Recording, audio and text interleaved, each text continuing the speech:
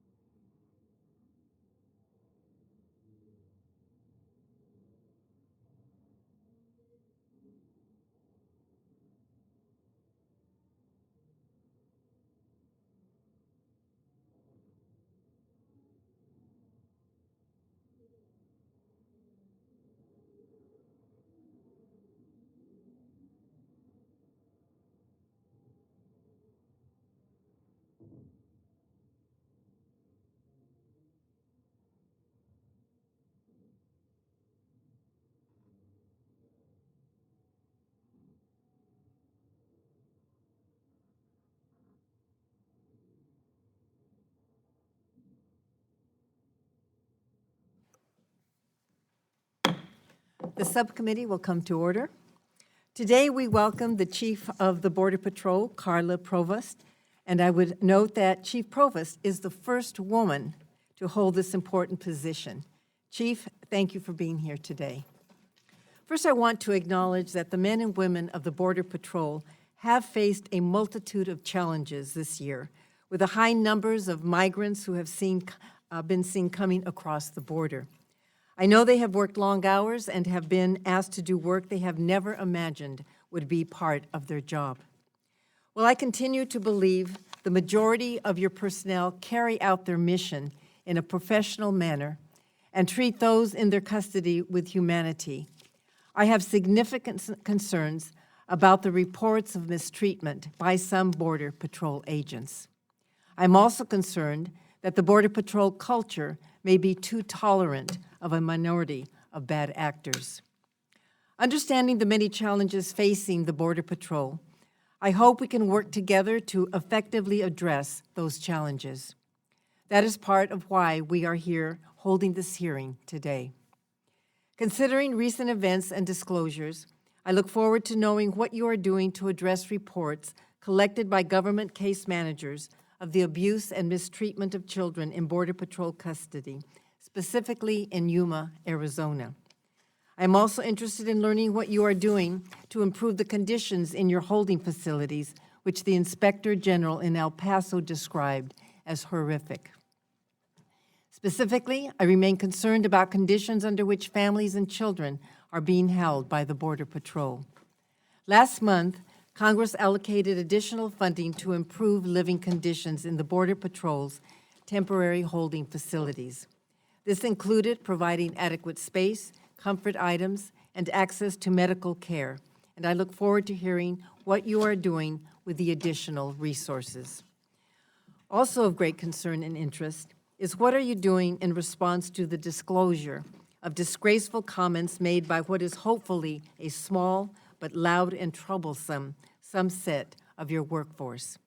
We have been disturbed and disappointed by these reports of inappropriate discussions on Facebook and humiliating treatment and cruelty towards migrants. Chief Provost, every member of this subcommittee is committed to improving our security at the border, but you must do it in a way that is consistent with our national values, including a commitment to those in need. Unfortunately, that is not happening throughout your agency. We need to talk about what appears to be a dangerous subculture at the agency that cannot be tolerated and must be addressed. This mission requires leadership that will enforce and emphasize treating migrants humanely and respecting their rights. I want to work with you to ensure that happens. On a separate issue, in response to the recent challenges at the border, the administration directed and implemented the implementation of the migrant protection protocols, as well as the cross-training of border agents to perform the duties of USCIS asylum officers. I have significant concerns about both initiatives and will be interested in hearing your perspective on these assignments, which are outside of your scope of work and are impacting your stated mission and duties to protect our borders.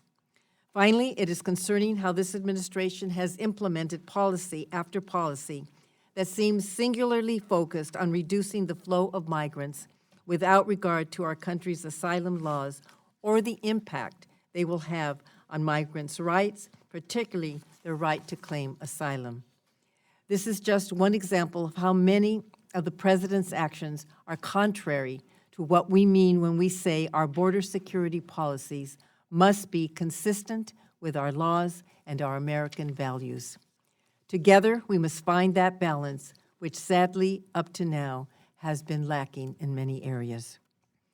Before I turn to the Chief for a summary of her written statement, the text of which will be included in the hearing record, let me first recognize our distinguished ranking member, Mr. Fleischman, for any remarks he wishes to make. Thank you, Madam Chairwoman. Chief Provost, thank you for being here today to testify on the challenges you and your agents are facing at our southwest border. This is an important hearing, and I hope my colleagues welcome the chance to hear directly from the Border Patrol about the numbers of people arriving at the United States and why there are so many people at the border stations. This fiscal year alone, your agents have processed more people than reside in the state of Wyoming or the state of Vermont. Perhaps by the end of July, it will be more than the District of Columbia, the state of Alaska, or North Dakota. Those numbers are staggering. I was able to go to the border this year and see firsthand some of what your outstanding people are facing every day. I know the situation has become challenging every week as the numbers have increased. And I know that the officers I met are dedicated people doing their best to rise to meet this crisis. I was very impressed with their honesty and dedication to the mission of the CBP. I think we all agree that camping out in an overcrowded border station office is not the best place for children. That is why HHS is supposed to take those children in as soon as they have a place available. But when HHS ran out of money, they couldn't take the kids. Adults shouldn't be camping out in an overcrowded border station either. I think we all agree with the IG's findings. It is not a safe situation for either the migrants or the Border Patrol agents. That's why ICE is in charge of migrant detention in this country. But when ICE doesn't have enough money or bed space, they can't take the adults. That's why you're left with this overcrowded border stations, because the law does not give you much choice. The answer isn't more tents or more meals. We need to take a comprehensive approach to this problem to address the patchwork of laws, practices, rules, and rulings that make up today's immigration and asylum structures. Until we are willing to do that, I fear we will never really solve the humanitarian crisis that we have today. Chief Provost, again, I want to thank you for meeting with me yesterday. I learned a tremendous amount from our conversation. Please pass along my personal gratitude to the men and women of the Border Patrol for their work. I'm very much looking forward to your testimony. Thank you, and I yield back the balance of my time. I would now like to yield to the Chairwoman of the Full Appropriations Committee, Ms. Lowy. I'd like to thank Chairwoman Royal Allard and Ranking Member Fleischman for holding this important hearing today. Chief Provost, the Border Patrol has an essential role in securing our border. That role comes with incredible responsibility. You and many of your colleagues have failed to properly fulfill those responsibilities. It's been reported that you are a participant in a secret Facebook group used by CBP employees to share racist and xenophobic tropes, among other highly offensive imagery, including reprehensible jokes about the violent sexual assault of a member of Congress. I look forward to your explanation for why you participated in this group and why you failed to report its existence or take any action to shut it down. I'm deeply concerned that this conduct shows that you and your agency are supporting a dehumanizing culture, or at least a subculture, whose bias extends to how you treat vulnerable populations on a daily basis. You've seen that bias affect the way CBP interacts with migrants. For example, last week, NPR reported that Border Patrol officers asked a 3-year-old Honduran girl to choose which of her parents she would remain with in custody and which would be separated from the family and sent to Mexico. I think that warrants repeating. Your officers asked a 3-year-old to choose between her parents. The family was fleeing MS-13 gang violence, and the little girl, Sophie, suffers from a serious heart condition. This trauma could stay with Sophie forever, and asking her to pick a parent is simply shameful. The Trump administration has also continued attempts to implement regulations that run contrary to established law. The asylum rule announced earlier this month would prohibit migrants who have gone through a third country from seeking asylum in the United States. This would essentially ban all asylum claims for those traveling through Mexico. But of course, that callousness is the very point of the regulation. From recent interviews Acting Director Morgan has given, it sounds like even if this unlawful regulation is not immediately enjoined, it will only be piloted at one location along the southwest border. Still, the fact that this regulation is even something that's been contemplated by the administration is horrendous. While we confront a serious humanitarian crisis at our southern border, a culture of dehumanization festers in the very agency charged with keeping us safe and serving as the face of American values to those seeking refuge. You have a great deal to explain to this committee today. Thank you for appearing before us. I would now like to recognize the ranking member of the full committee, Ms. Granger. Thank you, Madam Chair. Thank you, Chief Provost, and for taking the time to testify before us today. I know the huge challenges you're under, and to take this time, I greatly appreciate. I want to begin by recognizing the enormous workload that the employees and agents you represent are now facing at the border. It's a job that has to be done 24 hours a day, every day of the week. I want you to tell the men and women at the border that we know that they're keeping us safe. They're doing the best under the most trying times.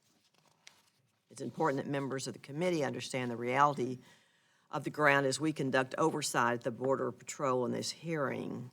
I've had the opportunity to visit the border many times. I live in Texas. We've done it for pleasure, and now we're doing it to see how serious it is. I've spoken with so many agents and observed firsthand the challenges they face. The challenges your people are facing, I don't know how long they can do it.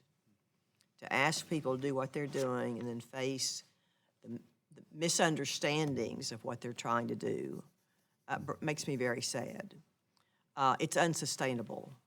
I went to the border on one trip and someone was saying, well, what we need is a permanent structure here that's this, and I said, stop right there. We can't do this permanently. Your people can't do this permanently. And so we've got to have the best solution we can to stop this.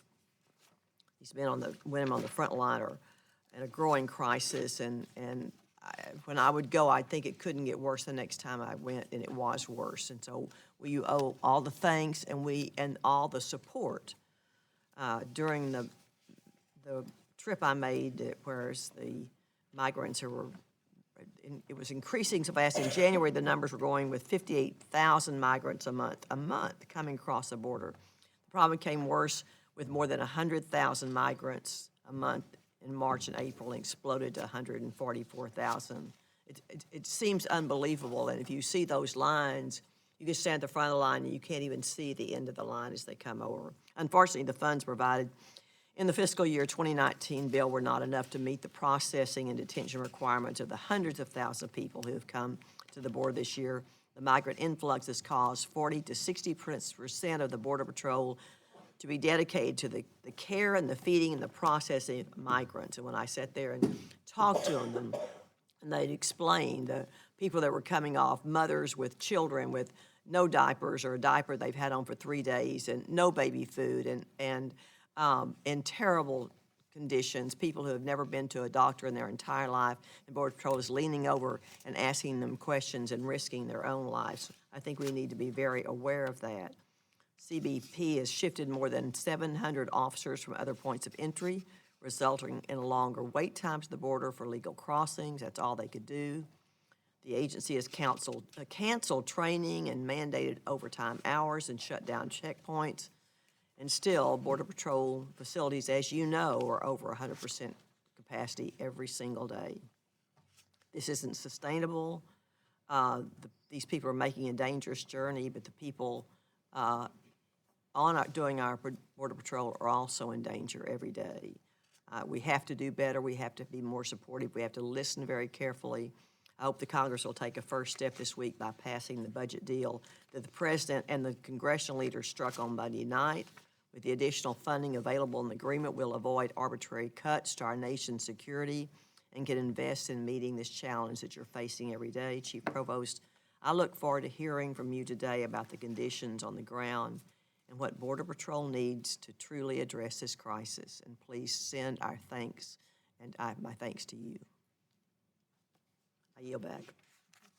Thank you, Ms. Granger. Before we begin, I would like to remind members that they will be called for questioning based on the seniority of those present when the hearing was called to order, alternating between majority and minority members. Also, to ensure that everyone has ample time to ask questions, I would ask each member to try and stay within the allotted 5 minutes per round. So, Chief Provost, if you would please begin your statement. Thank you, and good afternoon, Chairwoman Roybal-Allard, Ranking Member Fleischman, and members of the subcommittee, as well as full committee Chairwoman Lowy and Ranking Member Granger. You've asked me to testify today regarding the supplemental funding provided by Congress on June 27th. By the time this funding was received, Border Patrol had been dealing with this crisis on our border for more than 8 months. Border Patrol waited 58 days for the supplemental funding to arrive, but we began addressing the crisis long before. Our agents started working overtime to manage the influx back in January, and they have been working tirelessly ever since. In the fiscal year 2019 appropriation, this subcommittee supported our request for over $415 million to help us make investments in medical care, transportation and facilities, and to purchase additional food, clothing, and hygiene products. For months, we have been using our own operational funds to construct soft-sided facilities, surge agents and officers to the border, and add air and ground transportation to transfer families to less crowded facilities for processing. The $1.1 billion CBP received in the supplemental has allowed us to replenish our operational funds while continuing our ongoing humanitarian support efforts. A week after the supplemental request was sent to Congress, I testified that the funding requested by our partners was just as critical as our own. HHS and ICE were in dire need of additional bed space to keep up with Border Patrol processing and apprehensions. We've already seen results from the $2.9 billion that HHS received for UACs. The numbers of UACs in our custody has decreased from a peak of 2,700 in early June to approximately 300 today. And they spend significantly less time in our custody awaiting placement. Unfortunately, Congress denied ICE's request for adult bed space, and we're seeing results there as well. Adults continue to spend far too long in Border Patrol custody. We had more than 19,500 people in our custody in late May, which we've now decreased to less than 10,000 due to the decline in apprehensions and our close coordination with our partners. 10,000 was the level then Commissioner McAleenan called a breaking point when we first surpassed it in March, and it's unsettling that we are now considering it a reprieve. To be clear, the crisis is not over.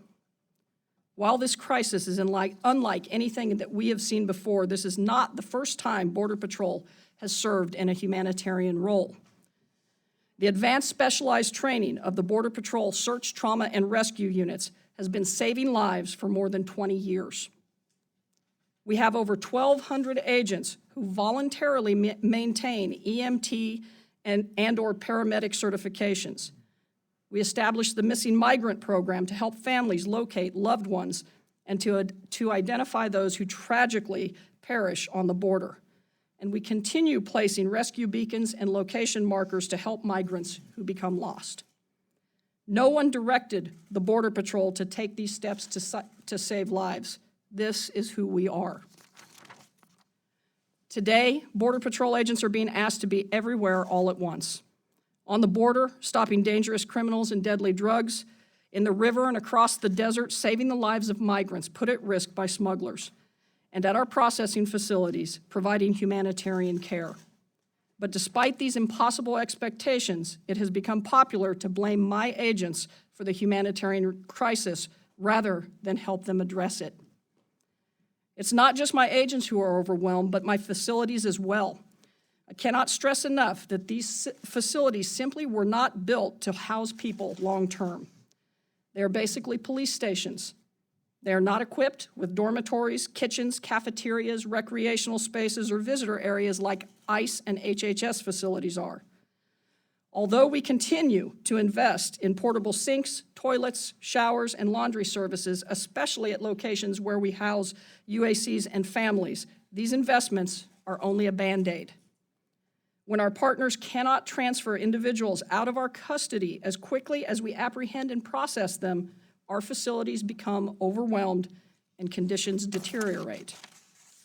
In February, I told Congress that Border Patrol is the only part of our immigration system with no ability to control who comes our way and when or where they do it. I implore Congress to look at the entire system, because while we are the only agency represented here today, Border Patrol cannot do this alone.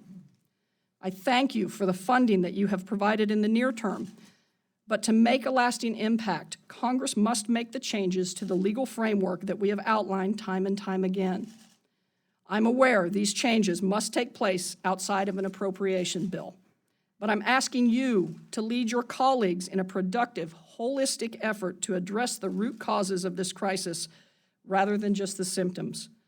A Band-Aid is simply not enough. Thank you for and I look forward to your questions. Chief Provost, let me begin with an issue that was raised that I think is on everybody's mind. Your initial press release to the story about the Facebook group for Border Patrol agents implied that you were surprised by the racist, vulgar content that it exposed. And subsequent reports, however, indicated you were a member of that group as recently as last November.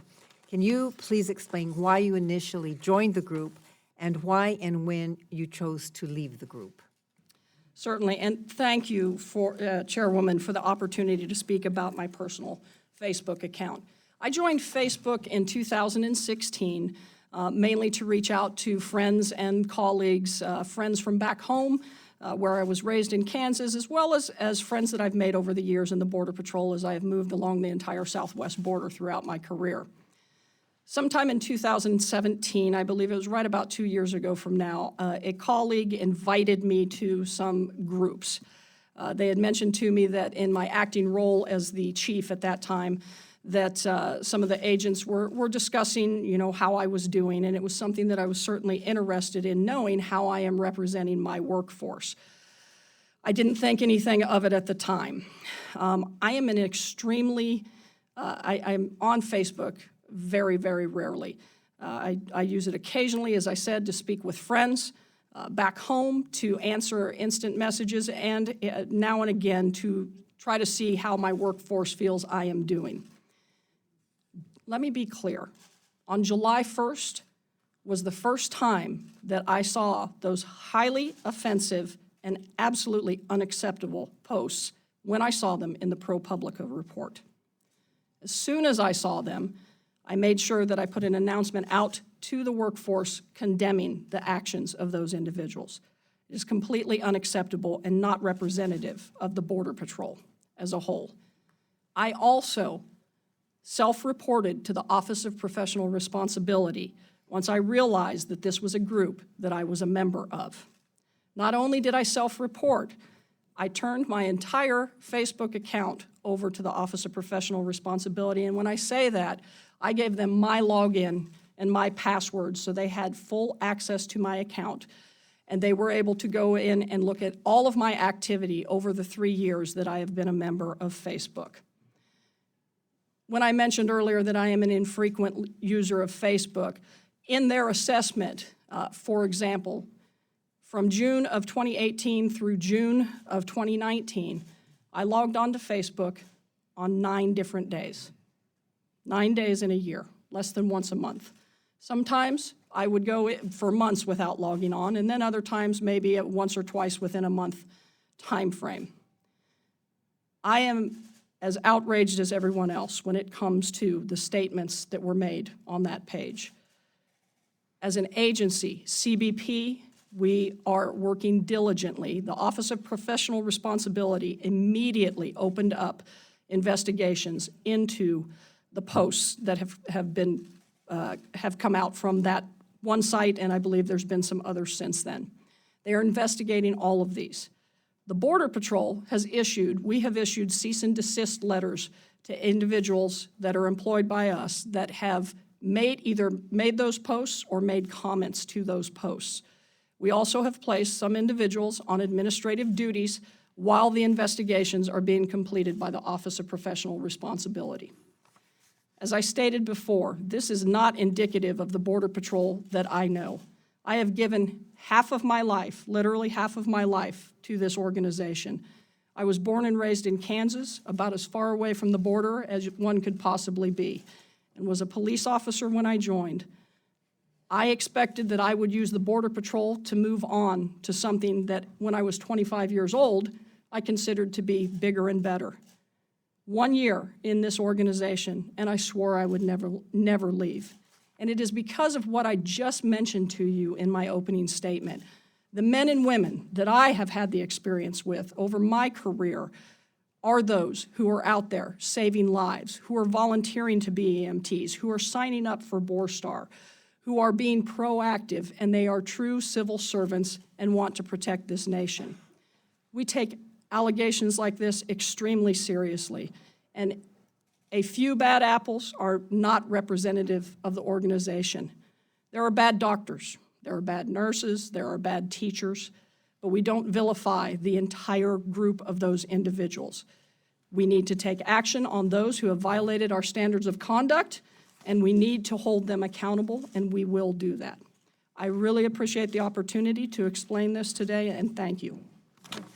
I do have a follow-up question. Certainly. Based on your testimony, you're saying that the first time that you were aware of these inappropriate comments was when it was broken in the news? On July 1st, Correct. yes, ma'am. And also that you are committed to taking appropriate disciplinary action against personnel who violated the CBP standards of conduct. Yes. As a follow-up, I understand the CBP Office of Professional Responsibility, which is looking into specific allegations against individual employees, has in fact in the past reprimanded employees from this very group because of similar posts. Yet these posts continued, and it appears that there is a subculture among agents that has been allowed to propagate because the agency has been too tolerant of this small but pervasive subculture. Would you agree that such a subculture exists and that the Border Patrol has been maybe a little too tolerant of it? And what steps are you taking to ensure that this doesn't happen again? For example, are you considering to change that subculture by making changes to the Border Patrol's social media policy, diversity, bystander, and workforce resiliency training, and better educating employees on reporting mechanisms and consequences? Thank you for the question. I personally disagree when it comes to a subculture in the Border Patrol. As I stated before, there are many things that we are doing. The AC of the office, the Assistant Commissioner, I apologize, of the Office of Professional Responsibility in 2018 put out a memo addressing social media when we started seeing some issues when it came to social media. These were not necessarily specific to this site. I do not know what sites they were specific to, but there were some social media issues. We have created training, and I should have mentioned this earlier, but all of the workforce, the CBP workforce, will complete this training by the end of the fiscal year. It has just become available. The Office of Professional Responsibility has been sending out reminders. I have sent out and will continue to. I will tell you, as I said before, if the few bad apples that we have in our organization, we don't want as well, because they do not represent my men and women, my workforce of 20,000 who are out there risking their lives to protect this country. It is we take all allegations extremely seriously, and I can tell you that everything will be investigated completely.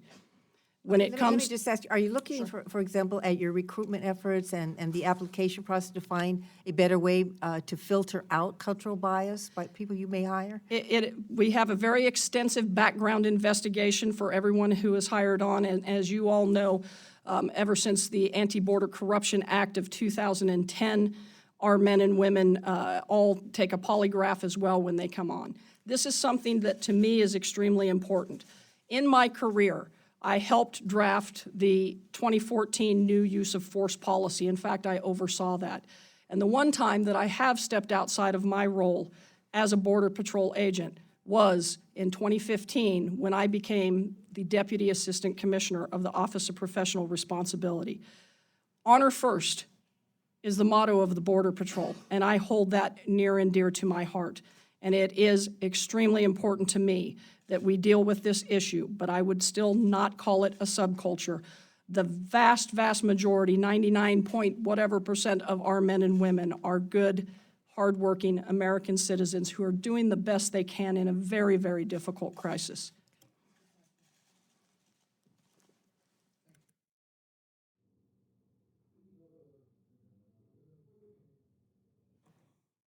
Thank you. Chief Provost, it's unfortunate that some are leaving the impression that Border Patrol refuses to do the kind of humanitarian work needed on the border today. But I've been to the border and some of these facilities, and from what I've seen, not only are the agents having to abandon their mission they were hired for, but they're doing their very best to care for these migrants under overwhelming circumstances. So I have some questions in that regard. Is humanitarian assistance new to the Border Patrol? No, sir. As I stated earlier, we've been doing this for decades. And what humanitarian duties are your agents performing on a daily basis that is taking them away from their primary mission of safeguarding our border? Right now, as you stated, 40 to 60% of my workforce is because of the sheer numbers of individuals coming across, and particularly the large number of family units and unaccompanied children. They are spending a large part of their time doing transportation, medical watch. We are still currently sending doing 80 hospital runs a day. That means 80 individuals that are coming into our custody and our care that we have to take for additional medical. They are feeding, providing hygiene, meals, all of that throughout the processing process, as well as because we're having to hold people in our custody longer than we should or had been when it came to unaccompanied children and are still having that issue with single adults, that is extensive and long-term care that we are just not set up to do. Thank you. How many hours do you estimate your agents are spending performing these humanitarian duties? It is an extremely large number. As I said, we were doing, I think, 80 hospital runs a day, and I think it's something like 240,000 hours that we have when it comes to medical alone. What kind of humanitarian efforts has the Border Patrol performed over the years that are similar or different to those being performed currently? As I stated earlier, when it comes to saving lives, we've rescued over 4,000 people already this year, and that is every year, tragically, that we deal with that. And we also, unfortunately, finds many individuals who do not make it through the dangerous journey of crossing our border. But we have EMTs, and as I stated, that is a voluntary program, over 1,200 emergency medical technicians. That is the next largest after the Department of Defense in this country when it comes to, or in the federal government when it comes to emergency medical personnel. That's a voluntary. We created that on our own. We have done all of these different things, the migrant protection protocols, the rescue beacons throughout the years to ensure the safety of those individuals to the best that we can that are coming into our custody. Thank you. HHS received their full request from the supplemental to increase their resources for facilities and beds for unaccompanied minors. It sounds like this funding was greatly helped by the efficiency by which CBP was able to transfer these children out of DHS custody and into the care of HHS. Is that correct, ma'am? That is correct, and not only has it helped cut down on how many we have had in custody, but also the time in custody. And I just want to really be clear here. I don't want children in my facilities. I don't want families in my facilities. They're not meant to house that population. I want to get those unaccompanied children into the hands of HHS as quickly as I possibly can.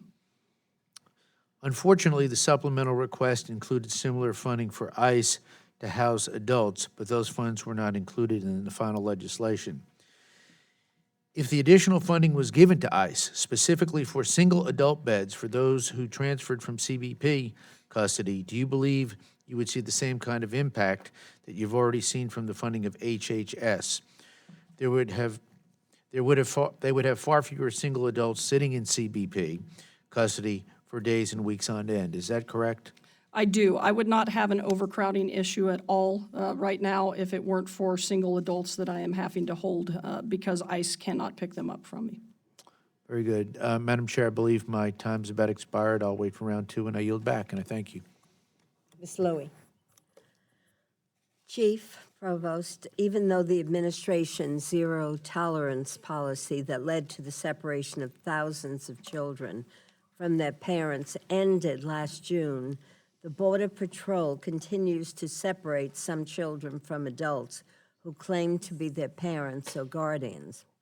Can you explain the circumstances under which CBP will separate a child from a parent or legal guardian or someone claiming that relationship?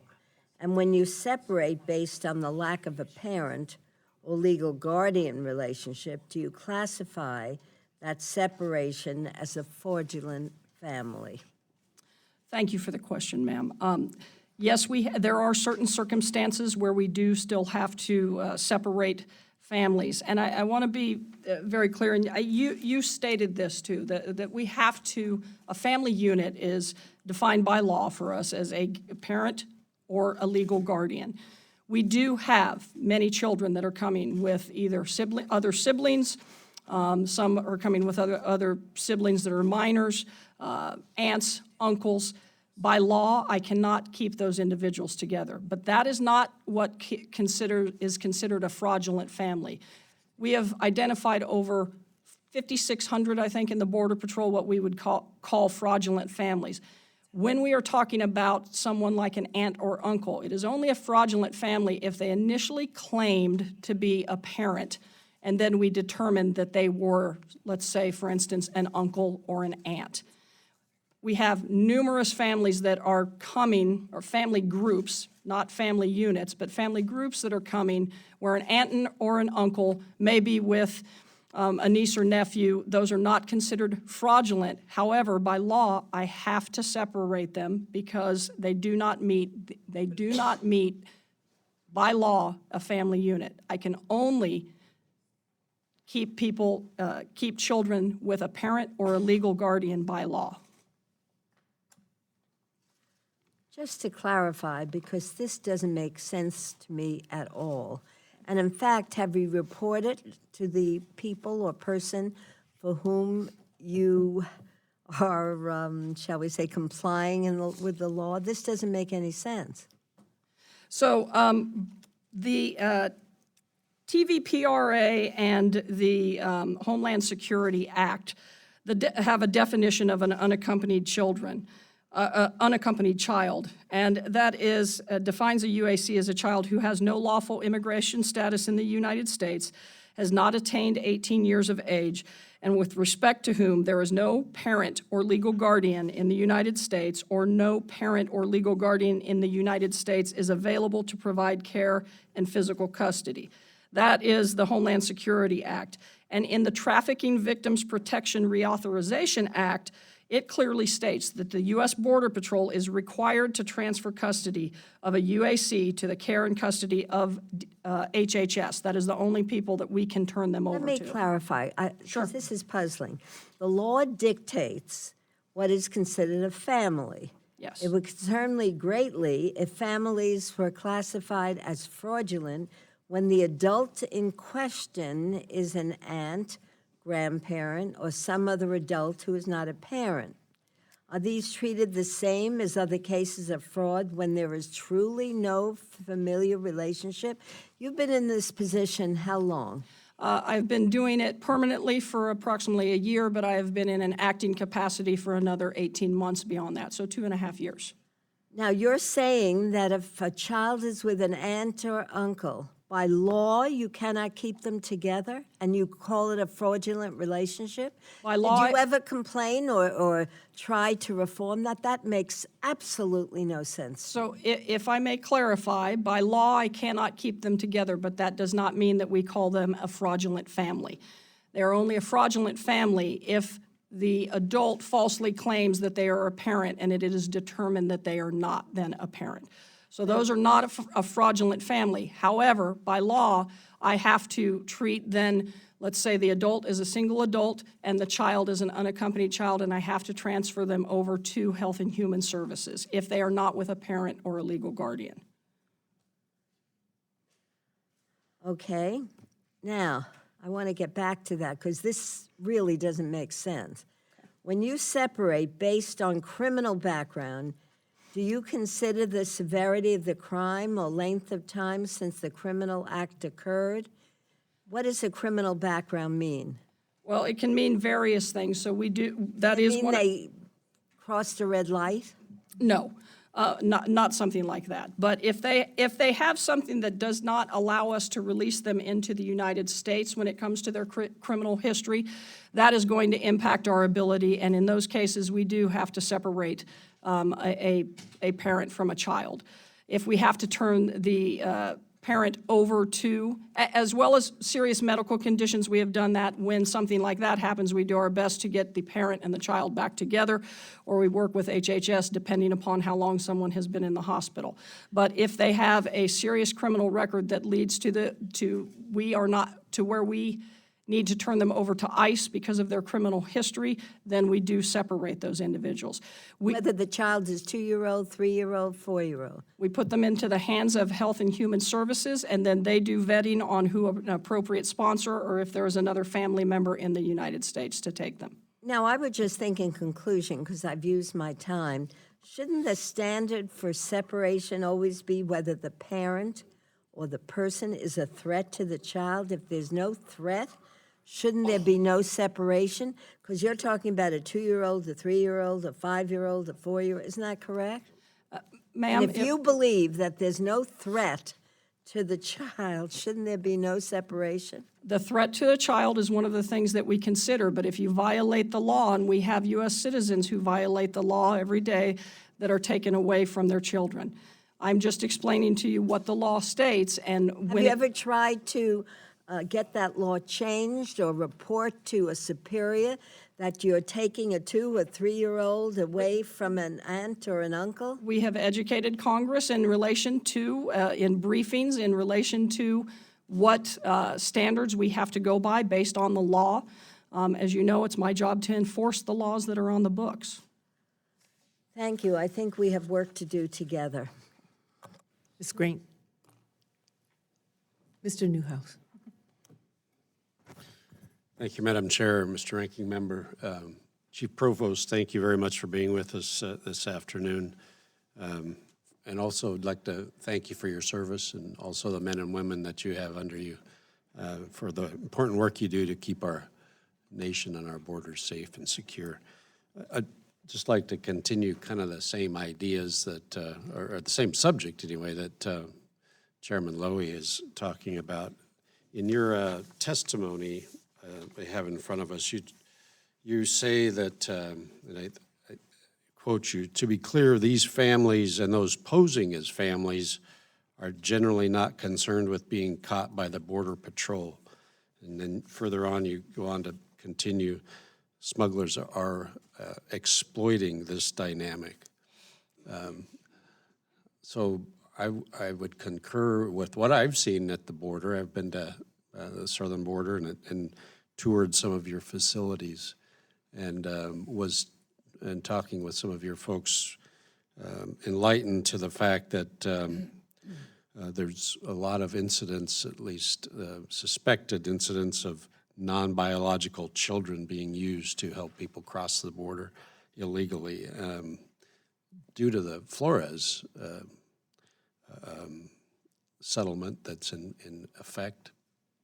In fact, I've witnessed myself several kids being brought in that some of your people suggested that they thought they recognized those kids from being used in previous crossings with different people. And so I just want to confirm you're aware of this as going on at the border. Yes, sir, that is. Border Patrol alone has identified over 5,600 fraudulent families.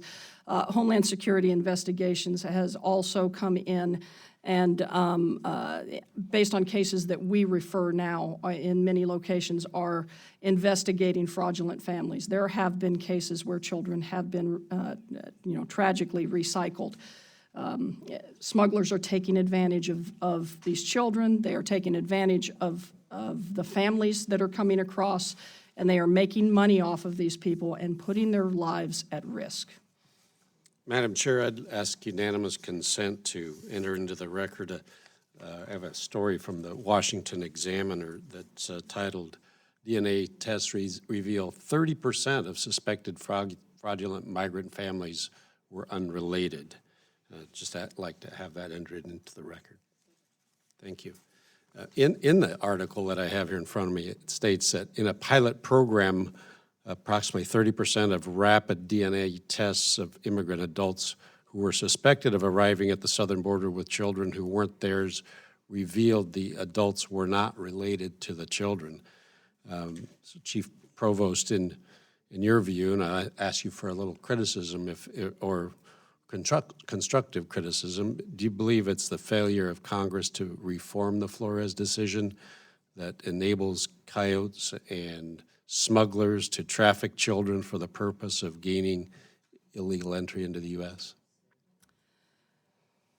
I certainly believe that we have to address the Flores settlement agreement. That is probably the main factor that is leading to families being put at risk and children being put at risk. The smugglers make money off of them. They entice them to come. They do tell them that if you come with a child that you will be released into the country, which is currently the case because we cannot hold any families longer than 20 days due to all children not being able to be held that long. We need to be able to hold families together, not in a Border Patrol facility, let me be very clear, in a family residential center throughout an expedited immigration process if we are truly going to address this issue and not just put a Band-Aid on it. That is a huge pull factor. And these families aren't aware of the dangers of crossing our border that they're going to be put into. They aren't aware of how the smugglers are going to treat them. So the smugglers are utilizing that to their benefit to make money and to treat these individuals as a commodity, basically. Commodities, yeah, not humans. Well, in my humble opinion, I don't believe that, in fact, I would agree with Ms. Lowy that we do need to make some changes through Congress. We should not be enabling trafficking of children. That's our policies are allowing that to happen. I don't think there's any place else in the U.S. where we would release a child to an adult without confirming a familial or legal guardianship, and we shouldn't be doing that in this instance as well, but we do, we hope. I think we all hope and pray that the children we release are going to be safe with those people that they're being left with, but we shouldn't be taking that chance at their expense. Allow these criminal acts to be happening. So I would hope that we could make some changes in federal law to make sure that you can do your job to the best of your ability, and that we can all be assured as much as possible that these kids are being taken care of. So thank you for your testimony today. Thank you, Madam Chair. Before I go to Mr. Cuellar, I just want some clarification, because we are, concerned about any fraudulent families whatsoever. But it's my understanding that the report that was just mentioned, where there was 30% fraudulent, that was 30% of a subset of a test group. It's not 30% of the total number of children coming across the border with families. Could you clarify exactly what that It's difficult for me, ma'am, and I apologize, but that is from what HSI is doing in relation to the DNA testing. They are not, I can tell you that is not something that is being done on every family unit that we have coming through. So when the Border Patrol suspects a possible fraudulent family, we are referring them to HSI, and they do have some teams out in the field that are doing investigations. I believe that's a number that's provided by them, so I don't want to be wrong in what I am telling you. But I can say that not every family unit is being referred. Okay, so if that helps, I'm not sure. It may be a test group, but nevertheless, it is still a concern. Madam Chair, you're absolutely right. This was a pilot that lasted for a few days in McAllen and El Paso. That is, I apologize, sir, that is the HSI program that they have been doing. Okay, thank you, and we will submit it for the record. Thank you, Madam Chair. Chief, I want to thank you for the service that you and your men and women do. I do agree with my colleagues that if there's a problem, there's a bad apple, we need to go after those bad apples. But I still think the majority of your people are good people. I go to church with them. I go to see them at the stores, and I don't think your men and women wake up in the morning trying to see how they're going to hurt some of the immigrants. So I do want to say that. And I've done this in the past where I've recognized your officers in McAllen, Laredo, for the lives that they save, because there are a lot of times that they put their lives to jump in the river or whatever the case might be to go save the lives that they have. So actually, I'll be having some of those ceremonies in August. Two things I want to focus on. One is the Border Patrol processing centers, and the other one is the what do we need to do a better job to keep men and women. We added money for retention. But I don't think that should be a one-year thing. I think we need to make sure we keep giving them retentions or some sort of, I don't know if it's hardship, locality, pay compensation. In the proposed language, I don't know what the chairwoman of the committee is going to do, but I have some suggestions there so we can try to retain our men and women at the border, because as you know, Border Patrol was losing more men than women that they were hiring at one time, and I'm glad you got rid of that contract, because you're spending money, and I'd rather give that money to the Border Patrol folks. So I'd like to hear a little bit about the what we can do to retain men and women a little better for Border Patrol. But the other thing on the border processing centers, in 2006, and correct me if I'm wrong on this, in 2006, 90% of the people coming into our southern border were Mexicanos. Within hours, 95% of the people would be returned, and we know why. Now, 73% of the people coming in are from the Northern Triangle, and 97% of the people coming in stay in. We actually have less than 2% in detention beds, not in, and I'm not talking about the border processing center. In 2006, we also had 10% of the people coming in were unaccompanied kids or family units. Now, over 61% of those people are now family units and unaccompanied kids. So In the old days, the border processing centers were set up to deal with male adults, mainly to come look for a job. And for smaller amounts. And now you have a larger amount of people in family units. I think what some folks call cages are basically, the way I understand this, they're dividers, chain links, because you don't want to keep a kid overnight with an adult that might have a criminal record. So basically you separate them in three areas: unaccompanied kids, family units, and adults. And adults will go to ICE, and if there's no space in ICE, they get bottlenecked there and stay there a little longer than 72 hours. Unaccompanied kids go straight into Health and Human Services.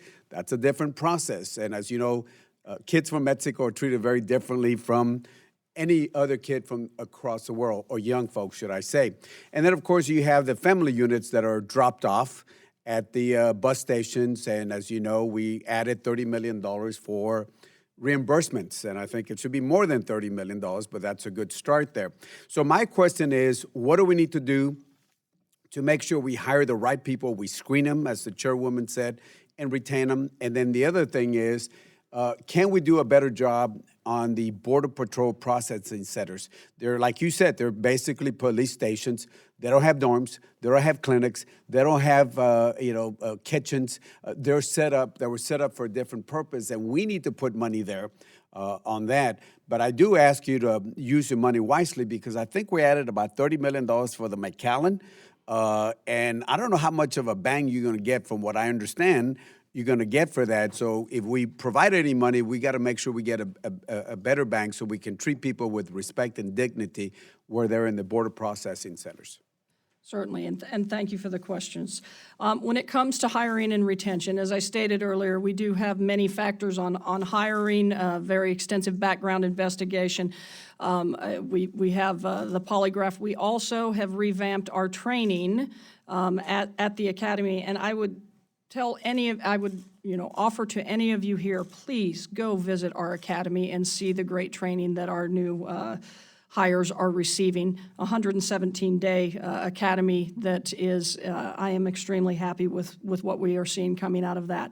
On the retention issue, that is an issue for us. Have been working diligently on retention, whether through our operational mobility program, where we afford agents the opportunity to move to different locations, or through retention incentives. And that is something that I certainly will continue to ask Congress for support on, and I am open to ideas to help keep these men and women that I have. I want to retain them as long as I can, our great working men and women. When it comes to our processing facilities, as I stated earlier, thank you for the funding to help us deal with, the things that we need. We are adding shower trailers, laundry, more portable toilets, hand washing stations, more hygiene products, meals and such. But long term, I would tell you that this is not what the Border Patrol should be doing. I want folks out of our custody and care as soon as possible. I want to get them processed, and then I want them out of our facilities. I have so many facilities that are already in need of work, I'm getting funding for 1 to 2 facilities a year. It would take an extensive period of time to permanently do something there. And it's taking my men and women away from their primary mission of border security. So just as we're thinking about how to deal with this, I would just ask the members here to, consider, once again, I want these families and kids in either family residential centers or in Health and Human Services. My time's up, but we did add money, or we're proposing to add money for entry-level positions, so your men and women can do what they need to do, and then we get those folks to do the changing of diapers and all of that. Yes. Thank you. Mr. Rutherford. Thank you, Madam Chair. Chief, I almost want to apologize for the position that this Congress and previous Congresses have put you in. As a law enforcement officer myself, I know how frustrating it was for me back in the 70s when I was dealing with domestic violence cases, and the law precluded me from putting people in jail that I knew had broken the law, that had abused women, and I couldn't do anything about it because of the law.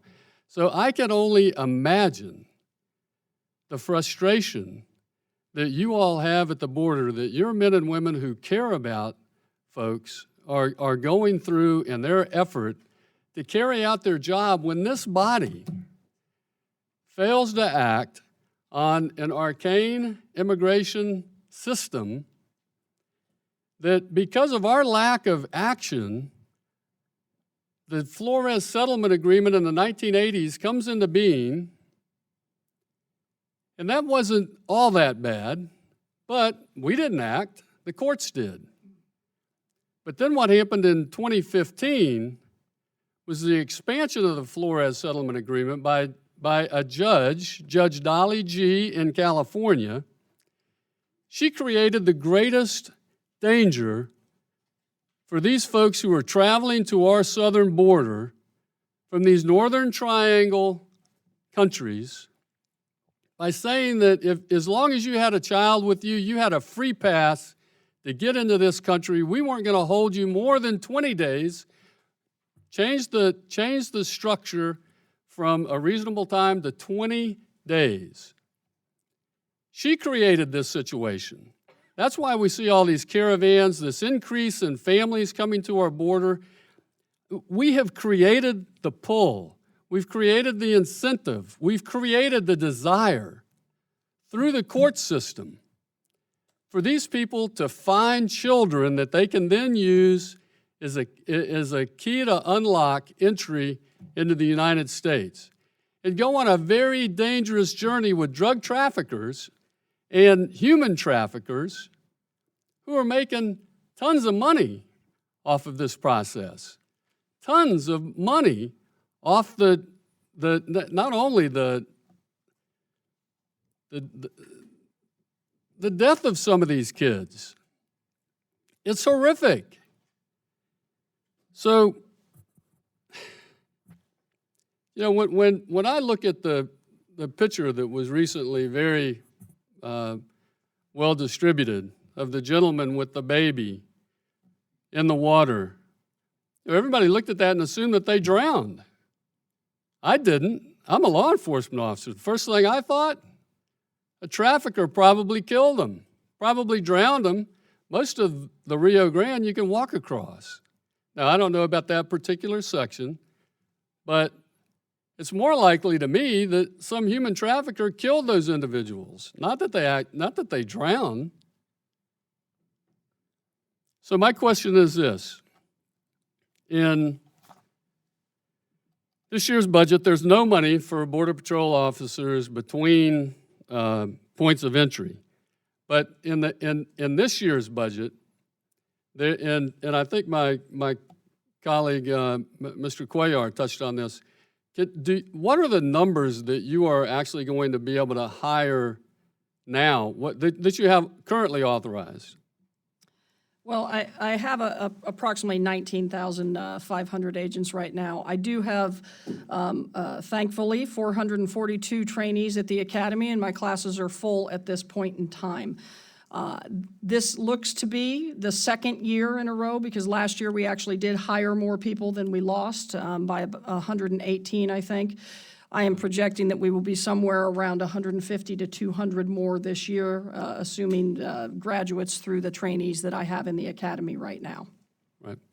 So when we talked to field operations who manage the ports of entry, they talked about having moved officers around, and in your written testimony, at least, there was you mentioned 700 officers that you have moved. Now, has that had an impact on other areas, a negative impact on other areas that you had to move them from? So we currently have 731 Office of Field Operations, my brothers and sisters in blue that work at the ports of entry that are supporting my men and women in our efforts. I also have 325 Border Patrol agents from the northern and coastal regions that I have pulled down on TDY. And we also have a volunteer force of 342 that are helping us with this crisis right now. And it is certainly pulling them away from their other duties. But it is a necessity at this point. I desperately need their help to handle this crisis. Thank you. And my time has expired, but I want you to know that I'm committed to not just to dealing with the symptoms of this thing, but we have to address the pull that we've all created, Not you, not your officers, but this body. Thank By you. our inaction, I yield back. Ms. Wasserman Schultz? Thank you, Madam Chair. Chief Provost, I want to return to the line of questioning that Chairwoman Lowy was on, and also which is a similar line of questioning on an issue I raised with Acting Secretary McAleenan. Lawyers in South Florida have represented at least 20 undocumented children at the Homestead facility that were apprehended far from the border in the interior of the country and who had biological parents living in the country. Yet they were separated and detained as unaccompanied minors anyway. Now, I will tell you, I'm a mother. I have twin 20-year-olds and a 16-year-old. If my 16-year-old were 2 hours from me as the young man who was apprehended with his uncle, documented by the Miami Herald and eventually released after being detained for 5 days without the ability to make a phone call by your officers, if my child was apprehended and they were 2 hours from me and I was not contacted and given an opportunity to come get her, when this young man had been in the country since he was 9 months old and his mother was 2 hours away in the United States, that to me, I would be flipping out, to say the least, but that is a direct violation of the statute and of the definition of unaccompanied minor. You cited the definition earlier to Chairwoman Lowy, but as you said, it is A, no lawful immigration status in the United States, B, has not attained 18 years of age, and C, with respect to whom there is no parent or legal guardian in the United States, not the case with these 20 children who were apprehended in the interior, including this young man, and there is no parent or legal guardian in the United States available to provide care and physical custody. Now, I will tell you that if I'm 2 hours away, I am available to provide care and physical custody. So, are you interpreting this statute to mean immediate, local physical custody? And because that's not the letter of the law, and it's not how it reads. Congresswoman, I would say in this effort that this is something that HHS is equipped to do when it comes more so than we are. The Border Patrol. I'm talking about the actual apprehension. When we where a child, instead of being returned to their parent in the United States, is instead treated as an unaccompanied minor. I have documentation of at least 20 children who have been apprehended in this way, with parents in the United States, apprehended in the interior, not returned to their parents, not able to make a phone call. When we apprehend them, if they are unaccompanied, I need to transfer them over to HHS. And if I may, they are better equipped. That this is not something that the Border Patrol, just like as a police officer, when I was a police officer, we would bring in child protective services to deal with that. Your policy, Chief, and CBP states that unaccompanied kids, quote, must be offered use of a telephone. I've been informed of instances where children were not permitted to call their parents until they reached ORR custody days after apprehension by CBP. This young man, who was finally returned to his mother last Sunday, had been in the United States since he was 9 months old. His mother, again, was 2 hours away from him, and he was left in your facility for 5 days with no ability to make a phone call. If they have not had the ability to make a phone call, Congresswoman, I would definitely say that is something that we need to investigate. Your policy is not changed. That is still the policy, that they are to be able to make a phone call. We allow them to make while in phone your calls. custody. So how are you going to ensure that this policy is followed, and will you look into comprehensively whether or not there are children in your custody being defined as unaccompanied minors who are not being granted the ability to make a call? I will certainly take back your allegations and speak with the Office of Professional Responsibility who does those investigations. Yes, ma'am. Thank you. And I'd like to ask you a question about the culture of cruelty that appears to exist in your agency. In an email to a supervisor, there was a widely reported incident that occurred at the El Paso Processing Center, in which an agent recounted seeing a colleague forcing a Honduran migrant to hold a sign that had the words, "Me gustan los hombres," or "I like men." An agent instructed the man to walk with the sign in front of a group of other migrants to humiliate him. The agent, who reported the incident, recounted that several colleagues laughed while this was occurring. This is a disgusting account on so many levels. It is cruel, dehumanizing, and homophobic. There are countless other examples of cruel and inhumane treatment that I asked the Secretary about. I asked him if he would do a comprehensive investigation as to these allegations into how CBP officers are treating migrants, the accusations of kicking children awake in the middle of the night while they're asleep. He wouldn't make that commitment except on individual cases. Will you make the commitment here and now to do a comprehensive investigation about the cruel acts that many of your CBP officers, as well as they might be taking care of others, I'm not saying they're all bad, but there are widespread reports that demand a comprehensive investigation. Will you commit to that? I can tell you that is not the job of my Border Patrol officers. That is the job of the Office of Professional Responsibility. I can tell you that that instance being is investigated definitely by the being office? investigated.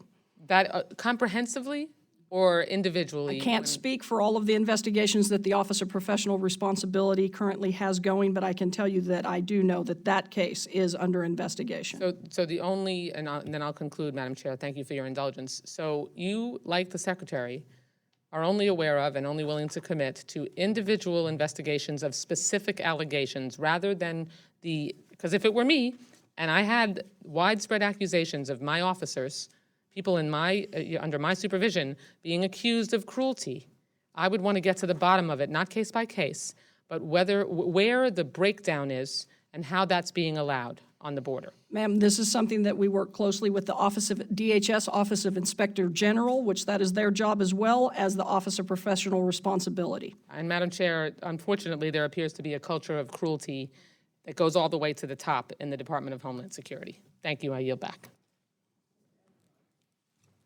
Thank you, Madam Chair. Thank you, Chief, for being here. And I wanted to just go a little further than my colleague about the subculture discussions, because I think this speaks not only to leadership, but this speaks to how we treat folks and the standards that we employ. Are you familiar with the term tonk? I have heard that term before. And in what context have you heard that term? It is a highly inappropriate term that we do not tolerate in the Border Patrol. That was a term from my experience from many, many years ago. Have you heard that term from officers in the field? That is not a term that I have heard as of late. When I was a young agent, yes.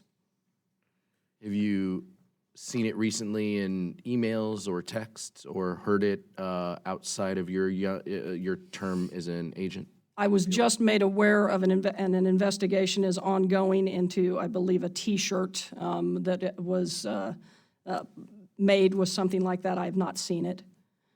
A T-shirt that was made by an agent? I don't know whether or not it was made by an agent. Last week, Secretary McAleenan testified before the House Committee on Judiciary that he doesn't think that the CBP has a culture of dehumanizing migrants. Don't you feel that at least that term, tonk, is dehumanizing? I do agree that that term is dehumanizing. Do you think it's appropriate for CBP officers or any agents to share personal and identifiable information of migrants? No, it is not. We have to protect the privacy of those in our custody and in our care. And I assume you've answered this in the context that the Office of Professional Responsibility is going to be looking at and continues to look at those. Would they also look at individuals who may have online mocked the death of child migrants as well? Most definitely, and there is a case that I am aware of based on the Facebook information that is being investigated right now. Back to the Facebook, and you said you joined. I might have heard you wrong when you were giving the statistics at the beginning. Mm-hmm. You said June of 2018 to June of 2019.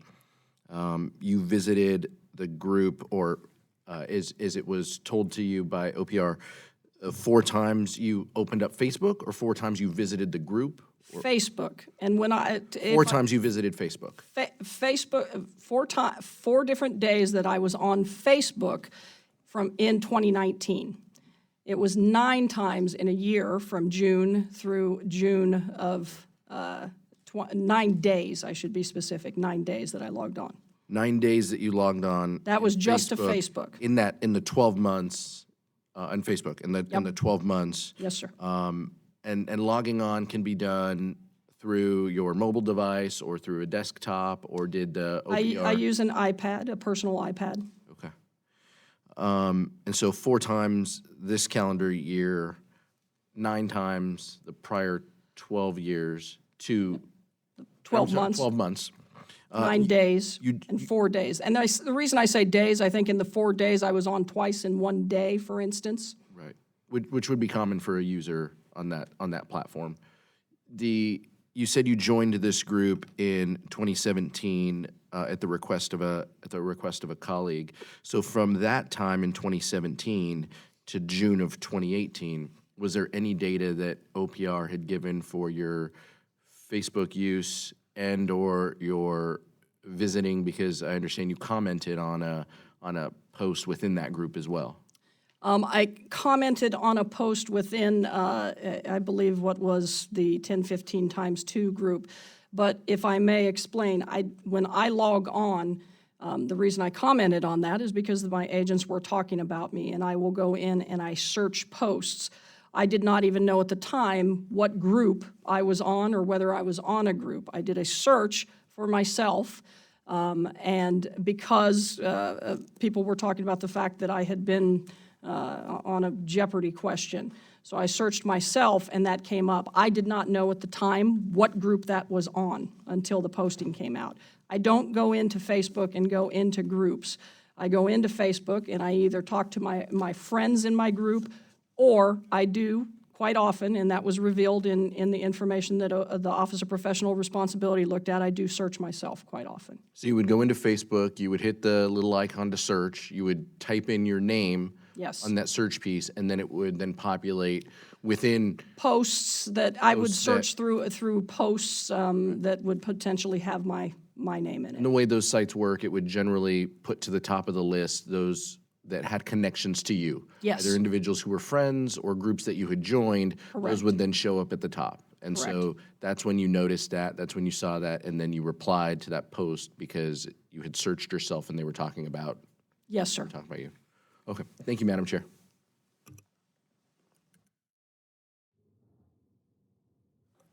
Thank you, Madam Chairman. Like many members of Congress, I have felt some obligation to travel to the border to see these conditions for myself, and I must say your agents were accommodating and helping us do that in McAllen and Brownsville 2 weeks ago. Went to Laredo a year ago. The striking thing this year is how much worse things are. How much worse things are. And it's partly the influx of so many people, but it's also a failure to provide for these very basic accommodations and a failure of policy to get people through the process in a fair and orderly way. 40 men packed in a cell for 6 people. Vice President Pence tried to put a positive face on that, but the press was right there. They saw for themselves. And then in the Ursula Center for the families and unaccompanied children, people who hadn't had a change of clothes or a shower for days and so on. We spoke to a lot of people who have been stranded in processing centers for days, even weeks, when the standard is supposed to be 72 hours. One thing we need to get at is to what extent is this, these conditions and the situation we find, to what extent is this a failure in policy? I must say the most irrational policy of all has to be President Trump cutting off the very aid to the Triangle countries that has been directed to stemming this flow by improving conditions and dealing with conditions in those home countries. How in the world can that even be contemplated? But then closer to home, what about the accommodations that we provide? What about the process for processing and dealing with cases? I want to, and then of course there is a specific set of problems dealing with medical care and the kind of medical needs that these people who are being held have. I want to ask you one question about the 72-hour standard, and then I want to move to the medical issue. But I know 72 hours is not an absolute requirement, but it's a goal that I'm sure you embrace. How long are, on average, are tender-age children being kept in Border Patrol facilities in particular and in general? Can you address the 72-hour standard, which I think, given the state of these facilities, we can all agree is highly desirable to move people through as quickly as possible, and what it's going to take to come anywhere near to meeting that standard. And if you want to comment on different subsets of populations as to the situation you're facing. Certainly, Congressman. First and foremost, when it comes to processing, we do prioritize the processing of unaccompanied children first, and then of family units, and then single adults. When we were at our height, when I mentioned earlier that we had a time with 19,000 people in our custody, HHS was unable at that time to take people out of our custody within the 72 hours. I can tell you, since you all have funded HHS, that number, as I stated earlier, has dropped dramatically. Along with that, our time in custody has dropped.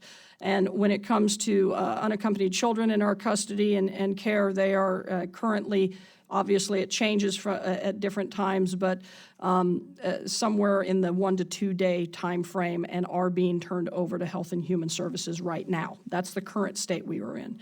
That was not the state we were in when we had 2,700 children in our custody. But I needed HHS to be able to take them out of my custody, and I do agree. I want all of these individuals out of my custody as quickly as possible. Family units, as soon as we can process them and release them, we are doing that. We are working with local non-governmental organizations and doing our best to release them to those individuals, and that is more like a 2 to 3 day time frame. The problem I have right now is single adults. Because I have to wait for ICE to have the bed space. Those individuals, I don't have the exact time, but they are being held in our custody far too long.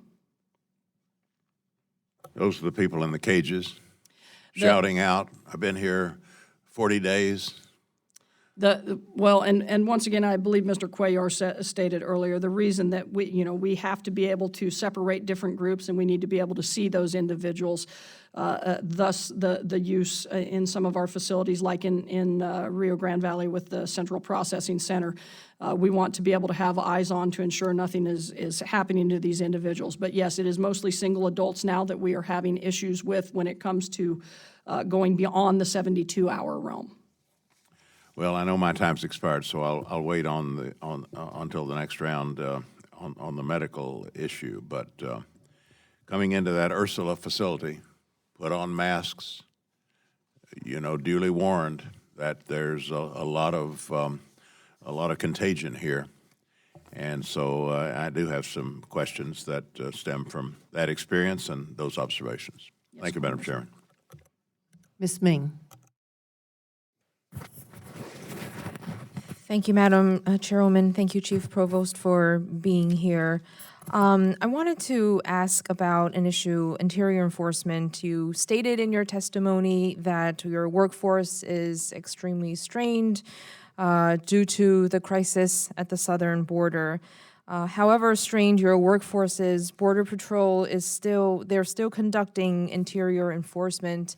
New York farmers specifically have had issues with workers being picked up and detained by agents, and there have been numerous interior enforcement actions across the state of New York that have impacted farmers and farm workers. According to the New York State Department of Labor, there are between 40,000 to 80,000 individuals employed on farms in a given year, including domestic, guest workers, migrant, and seasonal labor.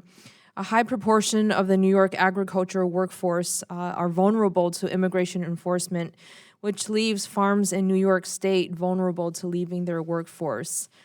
Given its close proximity to an international border, New York State has a significant Border Patrol presence, which enables CBP agents to question, detain, and search individuals. What type of criteria does Border Patrol use when it decides to question these individuals? If I may, and I'm just wanting to clarify for my own, you are talking about, because when you're speaking about interior enforcement, that is generally ICE and ICE ERO or Homeland Security investigations. That is not something that the Border Patrol generally does. Now, we do have traffic checkpoints that come in as a secondary support system that we're doing, and I'm just trying to clarify for my own edification, and I apologize. But are you potentially speaking to enforcement efforts by ICE and HSI? So there's no enforcement by CBP agents in or near farms in New York State? We do some roving patrol. This may be something that I need to follow up with you on so that I can understand better, and I apologize, but we do some roving patrol and we do have checkpoints, but generally when we're talking about interior enforcement actions, that is the job of ICE. And I'm not sure, maybe that's something that I need to come sit down and speak with you about more in depth. Sure. We've just had a lot of stories from our farms and farmers about workers being picked up. And so if you could get back to us. I will take that back and see whether or not that is something that we are doing, and I will get back with you. Thank you. And we'd love to. I apologize. It may be ICE that we're talking about here, and in that case, I don't have that information. Okay. Well, specifically, I want to know what role CBP plays Okay. and what criteria is used when. If it's all right, I would like to take that back, and I will get you an answer on that. Of course. Thank you. Another question I have, a story about a colleague of ours at the Ursula Detention Center who encountered a 13-year-old U.S. citizen at the Ursula Detention Center, where children are also held in cages, and wanted to get more of background about this incident. Why was this U.S. citizen child held in a cage? Is this standard practice? How often does it happen? What is the protocol? So I'm not knowing the exact case that you're talking to, and if you send me that information, I'm more than happy to follow up on that exact case. There are instances, though, where, in particular, children, U.S. citizen children, do come into our care and custody, for instance, if they are traveling and have maybe crossed the border with a parent who is an illegal alien. So that does happen at times, and we try to keep them together, and the parent can make a call on what happens. I'm not sure the specific case that you're speaking to. If you have a time frame, that would help me, but I am certainly more than happy to look into any specific instances. Sure. This specific incident was reported in an article in the national paper USA Today. It was our colleague, Congresswoman Annette Barragan, who had been on a congressional tour at the southern border, specifically at Ursula Detention Center. Do you know how many U.S. citizen children are in Border Patrol custody, and how long are they detained for? Those are few and far between, and I do believe that in that instance that this was a child with an illegal alien mother who the mother and the child were released on their own recognizance. I will confirm that is the case. Those instances are few and far between. I don't have an exact number for you, but it does happen from time to time. If you could get back to us as well, I would love to know how many U.S. citizens at any given time, including currently, are in Border Patrol custody and the average time that they are detained and the process that they must go through to get released. And once again, if they are in with a parent, we're going to work through processing the parent accordingly, and then work to, if it's a family unit in particular, to release them as soon as possible. But I'm more than happy to follow up on that with you. Thank you. I yield back. Mr. Rupesberg. Thank you. I have two areas I want to talk to you about. First, within a month or so, I visited the border, and quite frankly, I was really surprised and shocked on what I saw. I know one of the Border Patrol agents made a comment to me, though. If you're a police officer in the United States and you arrest somebody, you see them in court. When we have these issues now, we have to detain these people, and we really aren't in the detaining business. And that's caused a lot of issues with the volume that we've had in.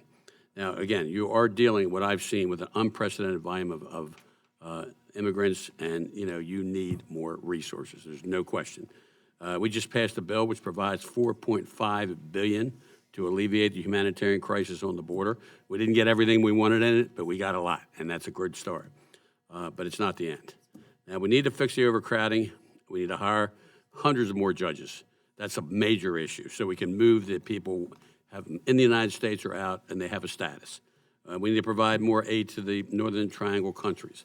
Not a lot that you have to deal with, but we need to make sure that we deal with the problems. These are why people are leaving, and as long as they feel threatened and there's corruption in these areas, we're going to keep having a lot of the problem. We need to bring in more doctors to screen detainees. Very important issue, especially with the young children and kids, but everybody who needs a doctor. We need to abide by international law and allow people to seek asylum. That's a big issue, and we have to do that. And these people are running for their lives. And overall, we need to restructure our whole immigration system. Now, in short term, there are third-party organizations, such as the Red Cross, who are willing to roll up their sleeves and help out at no expense to American taxpayer. I keep hearing about the flu and lice outbreaks. This is both concerning and preventable. I'm fully aware that these volunteers will need to be toughly screened before providing assistance. And to that end, are you willing to open up your doors to these humanitarian organizations? And if so, how can Congress help? This could help some of the issues we're dealing with, especially with a group like the Red Cross. So, sir, I don't want to speak out of line. I will tell you that we are working very, very closely with medical professionals. And by the way, thank you for the funding, because that is supporting having more medical professionals in our facility. We've expanded to over 200 medical professionals in our facilities across the board. I can't speak to the legalities on the Red Cross. I do know that we are working with FEMA within the department as well, and looking at all different kinds of possibilities. I agree that we need the medical assistance in our facilities. I just can't speak to what we can or cannot do. It is certainly something that I will take back and see whether or not that's something that's feasible. Well, we need to make it a priority. Another thing I learned too, we talk about the immigration issue is very political. It's unfortunate because a lot of countries take in immigrants. And if you look at our history, we all somehow, other than probably the American Indians, came from some other country. What I see, and I've spent years in law enforcement as a prosecutor, and what I see right now, the cartels are in control of a lot of the things that are going on. Not only from a drug point of view, but also from either shaking down these immigrants, these people that are coming, trying to find a way that's better for their families. And that's a priority that we don't talk about anymore in this country. Our media doesn't talk about, but that's a big problem about what's happening and the volume that we need to deal with. The other thing I want to talk about our chairwoman, other people have brought it up, and that's about the 1015 private Facebook group. Look, there are a lot of good agents out there. A lot of bad people. A few bad people make it look bad for an entire agency. And, it happens in Congress. It happens in a lot of organizations. Now, this group has about 9,500 members strong, are posting racist, misogynistic comments and cracking jokes about detainees dying in their custody. The reports of alleged misconduct, such as agents telling detainees to drink from toilets. As a former prosecutor and county executive, I've worked with law enforcement for decades, and never in my life have I ever seen such a lack of professionalism and disregard for human suffering. This is human suffering. So while I don't believe that most of your agents share those views, and I tell you this, I served on the Intelligence Committee for 12 years, and I served with Sylvester Reyes, who was a member of the Border Patrol. He told stories, and I learned to respect your agency because of what he told me about the Border Patrol and how tough it is between the borders, and there's a certain camaraderie that is there. But a few people are really hurting your agency right now, and a lot of people, just like ICE, a lot of good people in ICE the same way, but a few bad people, and certain policies by our administration, unfortunately, are really causing problems with your agencies and the respect. So we've got to turn it around. So my question is, what are you doing to restore the credibility and reputation of your agency as it relates? You talked a little bit about the 1015 group, but generally, you've got a long way to go now to rebuild your reputation to the average person in this country. So thank you for the question. And as I stated earlier, you are exactly right. Those individuals are not representative of my men and women as a whole. That is why we have taken steps. the Office of Professional Responsibility, is all in on this investigation, meaning putting a large sum of resources into it. And as I stated before, we will hold those accountable who have done that. In my statement to the workforce, I made mention of, and I will continue to make mention of, as I am reaching out to the workforce, as we are spreading training, that all this does is harm our reputation. That being said, I would love to see more from the media and others reporting on the amazing things that my men and women are doing, because I do spend every week, I'm making calls to the field on rescues, agents who are putting their lives on the line, as you have stated. That's not making it into the public eye. That's not making it into the media, and we are putting that information out. And I would love to see that be out so that the public can see, when we're talking about over 4,000 rescues this year, when we're talking about agents who have pulled children out of a river in the Del Rio area, where actually the river is extremely dangerous, and the smugglers do put children in inner tubes that are made for a swimming pool and push them out into the river and put women in those situations.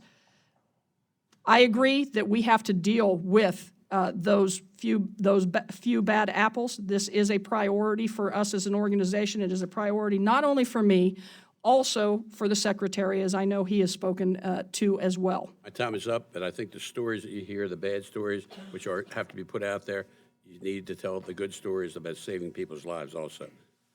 Thank you. Go back. Just a very quick follow-up with regards to Congresswoman Wasserman-Schultz's question regarding the incidents in the Yuma sector about abuse of unaccompanied children while in your custody. The information was gotten by caseworkers from ORR when the children went to ORR. When there are those kinds of allegations by these children, does ORR then give Border Patrol that information? We did not receive that information until the investigation came out. It went to OIG, and I do know that the Office of Inspector General is investigating that, but that is certainly information that I would love to have so that we can address any of these concerns up front. Now, whether they are giving it directly to OIG and or to the Office of Professional Responsibility, that is something they should be doing as well. And you know, Nothing prevents them at this point from doing it. Not that I am aware of. Those are generally the entities that they are going to give it to, but we certainly want them giving those types of allegations to either OIG, DHS, OIG, or CBP, Office of Professional Responsibility. Well, we'll make sure that Thank you. happens. One of the things that I find very concerning is that despite the guidance exempting vulnerable populations from placement in the Migrant Protection Protocols program, we have been made aware that pregnant women and LGBT migrants have indeed been sent back to wait in Mexico. Since your agents apparently are not consistently following the criteria that you have given, what is being done to ensure that the agents do not return vulnerable individuals, and what oversight mechanisms do you have in place to ensure that outcome? My understanding is that they are given sort of general guidance and that there's nothing in writing. They are given guidance, and of course, there is supervisory oversight when it comes to individuals that we are returning through the Migrant Protection Protocol program. We also work, I want to be clear, we also work very closely with the government of Mexico, and we are not just turning people back across the border, we are turning them over to them. They are working with non-governmental organizations and shelters in their areas for placement for them. The standards when it comes to the MPP program speak to, obviously, anybody that we have over 96 hours in our custody or has entered more than 96 hours prior is not eligible for it, as well as individuals who are, of course, Mexican nationals, and those who express a fear of Mexico are going to be sent to USCIS for a credible fear. Excuse me for interrupting, but I guess what I'm trying to find out is what is the weakness in the system that has made it, that has allowed, in these cases, for vulnerable populations to in fact be returned to Mexico. We follow, the standards of the MPP. No unaccompanied alien children are sent back. Citizens and nationals of Mexico, aliens processed for But expedited we have removal. examples that it, in fact, is happening. So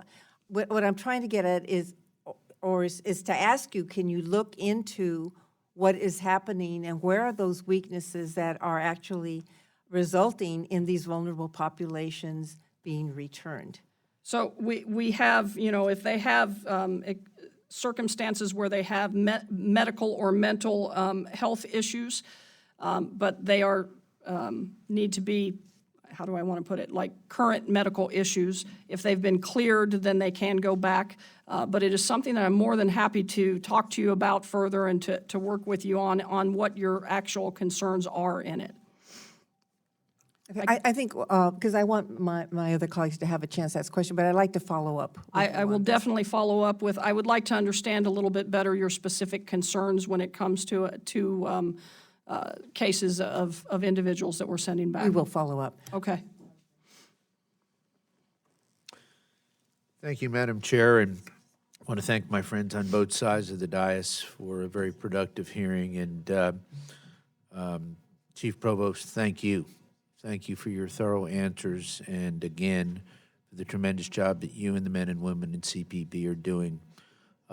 Something that resounds, I think, on both sides is that our leaders in the House, in the Senate, in the administration, we need to come up with policies. I think the sheriff said it best. Law enforcement's put in a very difficult position. You've got to follow the law, and you do. And if the laws are not put in place so that you can do your jobs, then we have some work to do. And I sincerely hope that our colleagues do that in the very near future to deal with this crisis. Following up on my earlier line of questioning, how long does it take on average for a border station staff to process a quote-unquote large group? Well, a large group, just to be clear, has varied. We count a large group as anybody over 100, a group of 100. But just this year, we broke records that I certainly don't want us to be breaking, with one large group of over 1,000 in one group. So obviously, it's going to depend upon the size of the group. But when I have days where I've got over 5,000 illegal aliens coming across the border, it is extremely time-consuming to get those individuals just transported logistically, especially if they're coming across in remote locations, medically screened, processed, through the system. It can take, with an extremely large group, days to get them handled. It just depends. It depends upon the size of the station where they cross. It depends upon the staffing that we have on, and it depends upon the size of the group. Yes, we've had over 203 large groups that have crossed our border this year. That's over 100 people in each group. Last year, we had 13 total. The year before, I think it was just a handful. Yes, ma'am. Does processing already include a medical screening and medical treatment if warranted? Definitely if warranted, and all children are screened now, medically. Thank you. Perhaps the metrics should be adjusted so we're counting how many hours to be processed and medically screened, and then to start a new clock and how long it takes for ICE and HHS to respond to notification for pickup.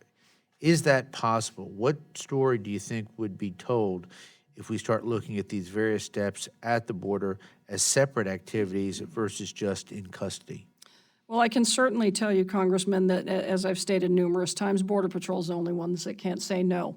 If migrants come across the border illegally and present themselves to my men and women, we have a responsibility, a legal responsibility, to take them into custody.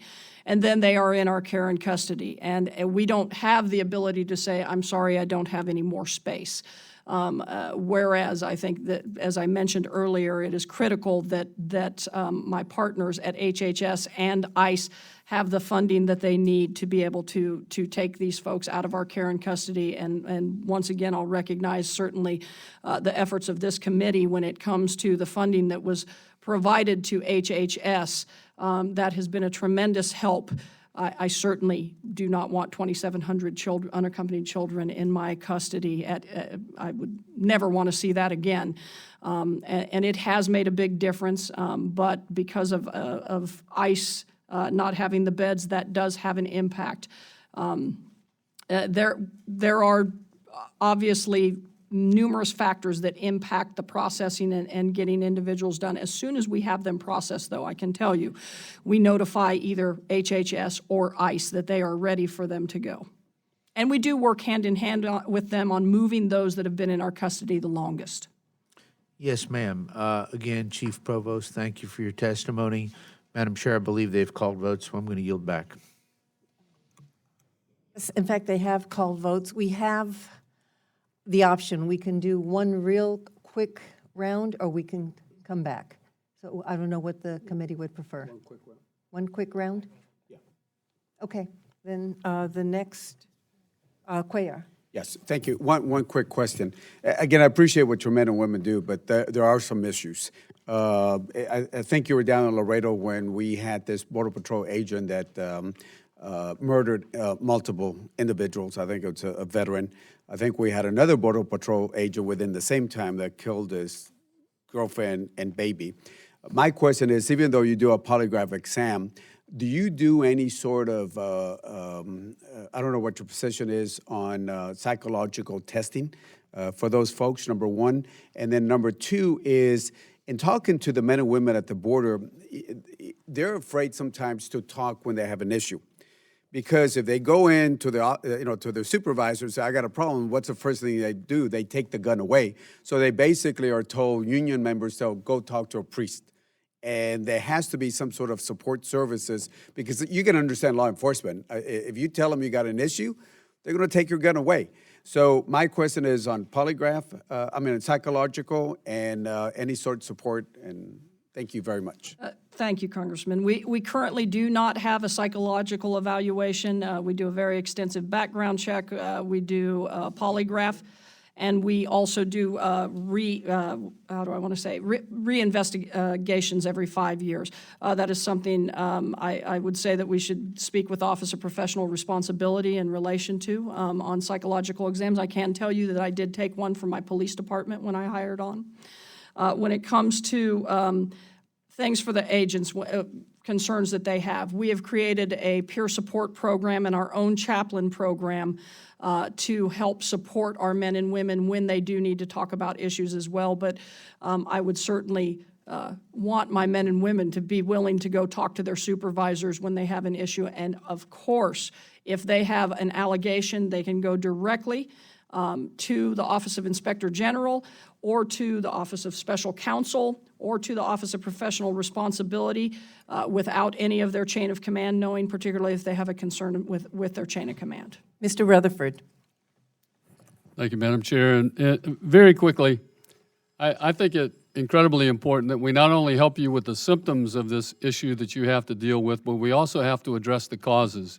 And I think that's evidenced by the fact that when I see videotape of these large groups, 203, 100 plus, I think I actually saw the video of the 1,000 group coming across. We did release that, sir. They don't run from your officers, they run to your officers. And the reason for that is they understand the draw that we have created, the pull, as y'all call it, that continues to bring them here. This body, this Congress, has got to address that and assist you in that way. One quick question also. Can you tell me how you moved 731 officers? You also had some military assistance down there. How did that go? Was it worthwhile, or? The DoD assistance has certainly helped us, particularly when it comes to running For instance, running our mobile surveillance cameras for us. That has allowed me to free up agents. They are helping us with our situational awareness so that the agent can respond. They've provided air support. They are now providing some support when it comes to meal preparation for the individuals in our custody and care and other things. So they have been a huge support as well. Very good. Thank you. Now yield back. Thank you, Madam Chair. Chief Provost, immigration lawyers who work with detained migrants have told my office that they have heard reports of CBP pressuring teenage girls into signing documents stating that they are adults and accusing girls of lying when they have asserted that they are minors. By signing such a waiver, a child would lose legal protections and become subject to expedited removal, criminal charges, and transfer to ICE custody. Chief Provost, yes or no, is this a legal practice? No. And will you commit to investigating these accusations and, if substantiated, hold CBP officers committing these actions accountable? Definitely. Okay, thank you very much. And I have one additional question. Abusive behavior, as I indicated in my prior questioning, seems to be tolerated at CBP, although I know you are disagreeing with that or certainly following up on individual cases of abuse. But this is widespread abuse, and it apparently frequently goes unpunished. Out of a total of 7,239 agency disciplinary actions in FY17, only 70 were removal actions. That represents less than 1%. What kind of misconduct would prompt the removal of an employee in your agency? And why is this number so low when reports of CBP abuse and misconduct are so commonplace? Lack of candor would be an issue. Conduct unbecoming can lead to a removal as well. But there are various levels along the disciplinary. Lack of candor meaning lying? Yes. Yes. There are numerous things that could bring to light discipline. I would state, though, also during 2017 that, we did have hundreds of individuals that received suspensions. We did have demotions. We did have everything from from the lower level of a counseling or a written reprimand up to removal. This is something that, as I stated, we take very seriously. There were several allegations that were unsubstantiated, though, as well in that number that you provide. And I'm sure that there were some, but it's 7,239 agency disciplinary actions, and less than 1% resulted in removal. I would think that things like kicking a child awake while they're trying to sleep on the floor covered by tinfoil is something that would indicate a culture of abuse and abusive practice by an individual who certainly doesn't belong employed as a Customs and Border Patrol officer and wouldn't be exemplary of the 4,000 rescuers that you have indicated you've conducted. It would definitely not be, ma'am, but once again, those are allegations that have to be investigated, and whether or not those allegations are true, So why once it is becomes... the number so low when the reports of CBP abuse and misconduct are so commonplace? Well, once again, reports are allegations. It does have to do with, of that, I believe 3,800 of that number that you give were unsubstantiated allegations. And once again, those are not investigated by me. Those are investigated either by the Office of Inspector General or the Office of Professional Responsibility. That is their job to deal with. So when you're saying the number of 7,239, 3,806 were unsubstantiated claims. And there were various forms. There were various forms of discipline that were handed out, and it will depend on every type of situation. Okay, I'd like a comprehensive overview of what the forms of discipline were by number of those remaining 4,000 cases that were... I will get with our labor employee relations group on that. Mr. Aguilar. Thank you, Madam Chair. Chief, the family separation policy was in effect from at least April to June of 2018, and reports indicate that children were separated before then. We know that families were separated before the president implemented this policy, also known as zero tolerance. You were appointed acting chief in April of 2017. Did you play any role in advising agents in how to carry out family separation policy? Well, first, as I have stated, we've never had a specific family separation policy. In my 25 Zero years, tolerance policy. in my 25 years, I have had to separate families. This is not something that is new to the Border Patrol. One, we have a responsibility under the TVPRA to ensure the safety of children. So there are always going to be cases, as there still are today, where we have to separate families. We do not take that lightly. That is something that's very difficult for any of my men and women to do. That is something that, you know, the care of the children is of utmost concern. But this is something that has been done. I've worked under 4 administrations. It has been done in each of those administrations, and it is, of course, being done in compliance with the executive order and with Ms. L. Right now. But it is something that we have done throughout my career. So you're saying it was just business as usual, nothing was different between I'm April saying and zero tolerance was different. It was a prosecution initiative, though not focused on family units. Sure. What role did you have in helping guide your agents on what the new prosecutorial standard was? I gave direction out to the field once zero tolerance came down the chain of command on zero tolerance as a whole when it came to prosecutions. And everyone knew that was a change in process. That was a new process coming down from the top. It was a zero tolerance program and a program that was focused on prosecution initiatives, though we have done numerous different prosecution initiatives over the years. Thank you, Chief. Thank you, Madam Chair. Mr. Price. I know we're running out of time as this vote, as the clock ticks on this vote, but I do want to return to the issue of the medical care situation. At Ursula was where I observed this, but I hope you can provide an answer more generally, and perhaps some of this for the record. I would appreciate your immediate response, though, to how much attention you are paying to this, how critically you are regarding this situation. It looked pretty bad, frankly. I mentioned that we had to put on masks, and then there was a warning of contagious diseases in the air. But just seeing the line of migrants waiting to be seen by medical staff, looking at those who had been seen.